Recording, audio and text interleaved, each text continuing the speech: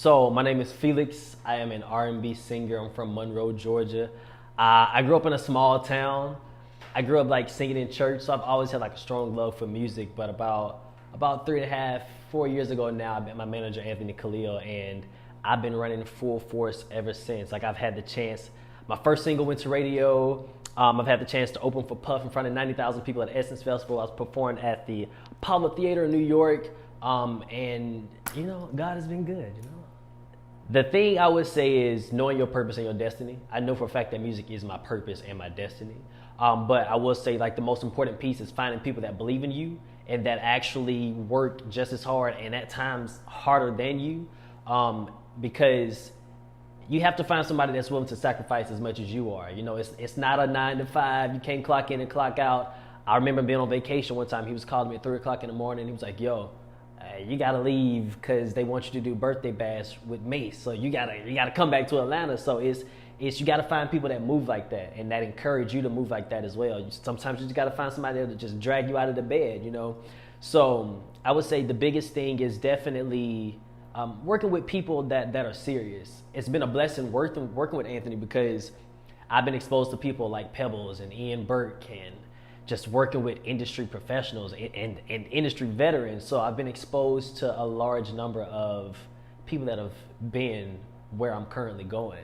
So, you learn a lot of maybe I shouldn't do this because I'm gonna bump my head on the wall. Like I've had some strong guidance. So I would say that's a lot of the reason why I've been able to progress at such a short amount of time.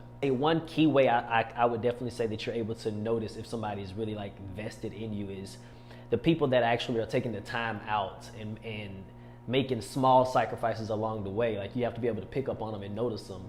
And sometimes, you just got to find somebody who's like, all right, well, maybe you're not exactly what I'm looking for, but you're willing and able, and you're willing to learn.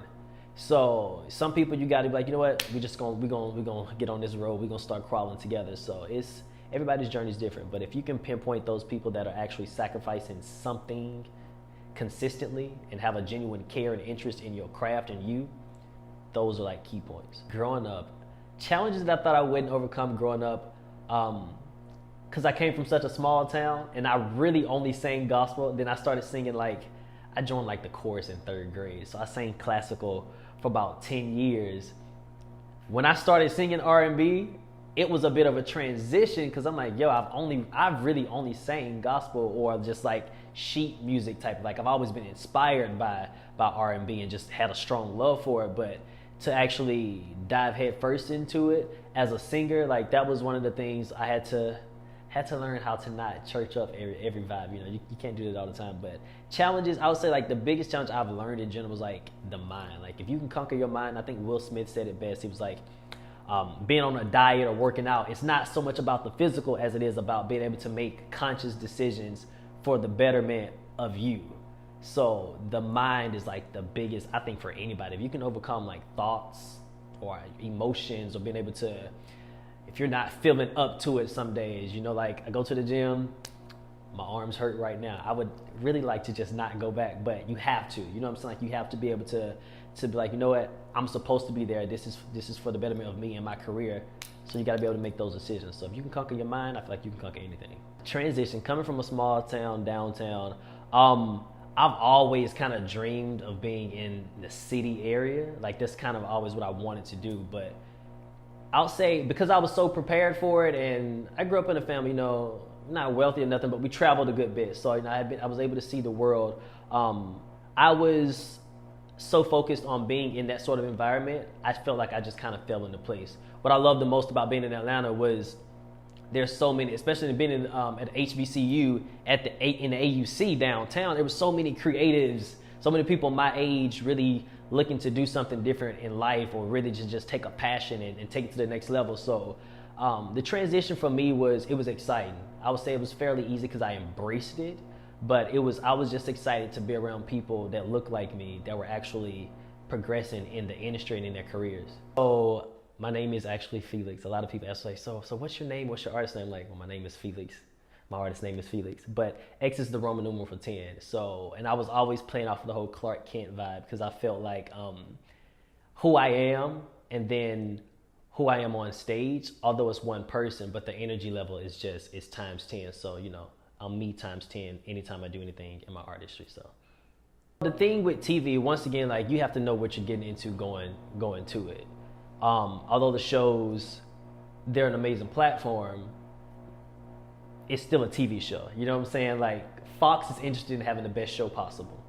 Point blank period. So you can't really take it. And I guess the producers, they were very intentional about being like, oh, it's not a reflection on you, your character, your artistry. This is just how it played out. But I feel like the best thing, it goes back to the people that I had on my team. They were familiar with the format of doing TV. So when you're doing something on TV, you can't really personalize, and you know what I'm saying? Like, it's not the same. So for me, coming my background and then being on the show and coming off of the show, a lot of people are like, oh, well, what's next? I'm like, well, I'm gonna keep doing what I was doing, because what I was doing is what got the attention of the show for me to be on it. So yeah, you can't personalize stuff like that. Like, and to be in entertainment in general, like, some stuff you just gotta let roll off your back. Advice to entrepreneurs and singers: you gotta love the blood, sweat, and tears, because it's not. A lot of people see the glitz and the glam, or they be like, oh, this just kind of happened for you. I'm like, nah, it didn't just kind of happen. Like, you have a lot of highs, you have a lot of lows, you got a lot of in-betweens.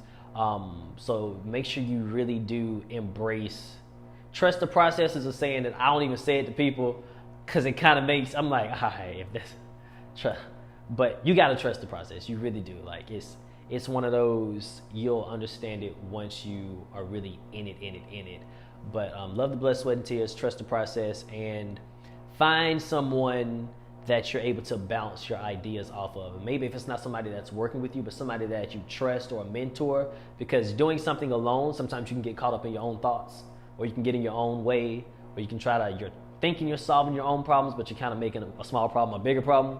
So definitely find somebody that you feel believes in you, or that you trust their advice, because having someone else to talk through something, sometimes you just got to hear yourself, even say it out loud, let it hit the wall, and then come back and hit your ear so you can hear, oh wait, that sounds kind of stupid when I say it out loud. So yeah, trust the process, love the blood, sweat, and tears, and find somebody that you trust.